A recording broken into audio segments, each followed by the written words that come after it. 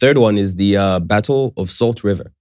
So this battle happens in 1510 when the Portuguese come here and come to South Africa, and they're essentially trying to get a bunch of land for themselves. And they encounter the natives at the time, which were the Khoi people in the Cape, and they started fighting.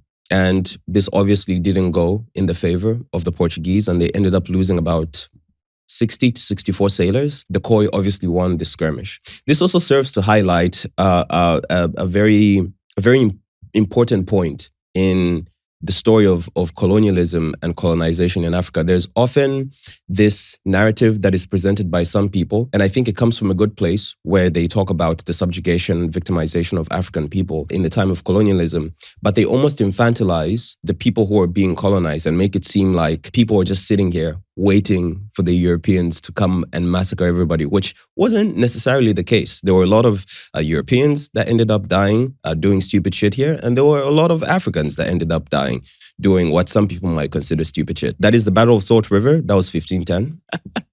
Yeah. It's funny as I'm recording this, my producer just pointed out to me that we're actually in Salt River as we're filming this. The studio that we're in right now is in Salt River, which is very funny, serendipitous, and kind of full circle. But yeah, the fourth massacre that I want to point out is the Maibuya uprising in Kimberley. And this happened in 1952. This was around the time when the National Party had just come into power. It had been maybe 4 years after they had come into power.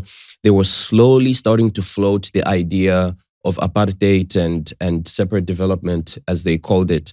And places like Kimberley, where there was a lot of mining activity going on, where these were basically Afrikaner and Boer strongholds, were rife with a lot of discriminatory and exploitative policy and behavior from people. Because around the time, you also had a lot of migrants coming in and getting the jobs that essentially poor Afrikaners and poor white people got, and there was a lot of tension between the labor class of the Afrikaner people and the African immigrants that were coming in. So the labor class on the Afrikaner side felt slightly intimidated by the influx of all of these natives and all of these immigrants, and they felt like they were going to completely be phased out of doing this hard labor work that most of them, that was the only option that they had, because at the time there weren't a lot of very highly educated Afrikaner people, or rather the rate of literacy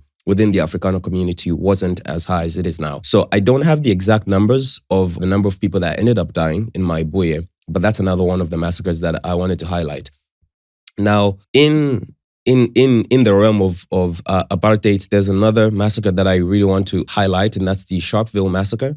And so this is a massacre that happened as a response to peaceful protests that was led by and organized by Robert Mangaliso Sobukwe.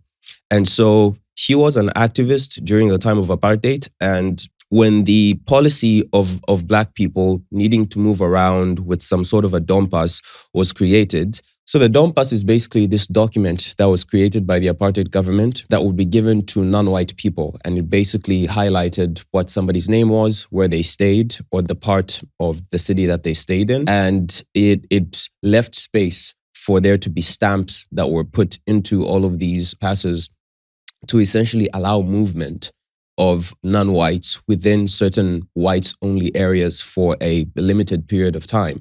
And in order for you to be able to have free movement within these areas, you needed to have your Dom Pass with you, which was basically your passport and visa to come into these places.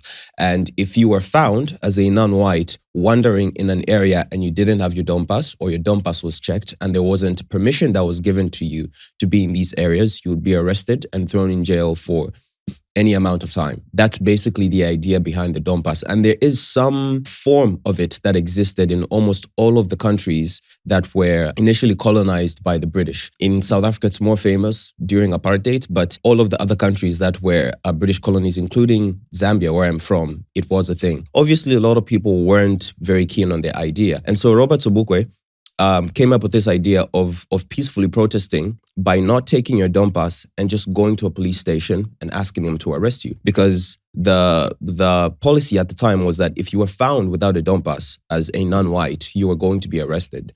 And so what happened is all across the nation, thousands upon thousands of people then did this. They peacefully protested, they left their dorm passes at home, and they handed themselves in to police stations to be arrested.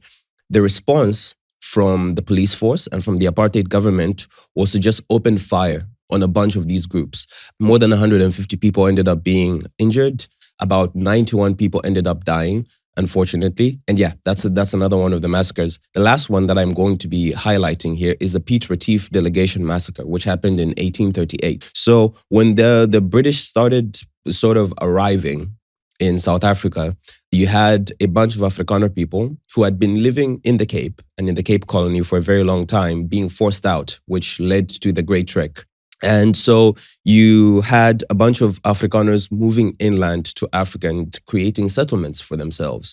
And one of those people was Piet Retief. So Piet Retief, and where he wanted to settle was in the area that was being ruled by King Dingaan. And so Piet Retief, with about 100 voortrekkers, or I think more, arrived in this place, and they sat down with King Dingaan and they signed some treaties together. And it was essentially at the end of the day when they were sitting together, sharing beer and, essentially celebrating the signing of all of these treaties. And what they didn't know was that was actually an ambush for them. So as they're sitting in this tent, King Dingaan then shouts very loudly to say, "Kill the wizards." And so Piet Retief and about 100 voortrekkers were killed that day. And yeah, that's the Piet Retief delegation massacre.